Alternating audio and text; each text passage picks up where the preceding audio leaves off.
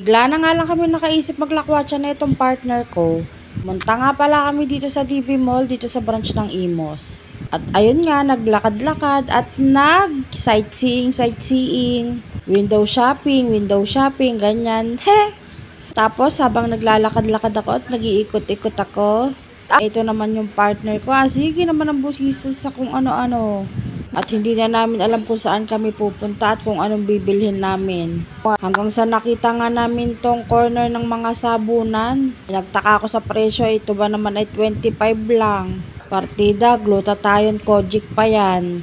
Iniisip ko ay ayoko umorder nito dahil baka naman mga ang aking balat. Bakit naman kasi ganyan kamura ang presyo niyan? At sa bandang unahan nga nito at sa kabilang corner ay nakita ko tong sponge na to. Ay naku, malaking pakinabang ito sa aking pagbili, kaya naman ako ay di ko na nga bibilhin. Tapos aking binitawan at sa una-unahan pa nga ay naghanap na naman kami ng kung ano-ano. At may nakita kami ditong frame na alam nyo ba yung pinagpipintahan? Kasi nagpapapinta kami tapos naku, late na namin itong nakita. At dahil nga hindi ko natapos yung pagbibideo ko habang nandito kami sa DB Mall, baka naman hanggang dito na naman tong video ko na to.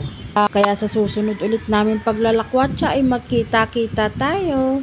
Samahan nyo pala kami. Samahan nyo lang kaming mag-window shopping kahit wala naman kaming binibili. Ganyan din ba yung ginagawa nyo lalo na ngayon na maulan? Sige lang tayo ng sige, nantitrip lang ng nantitrip. Pampaubos ng oras. So hanggang dito na lang, hanggang sa susunod ulit. Bye!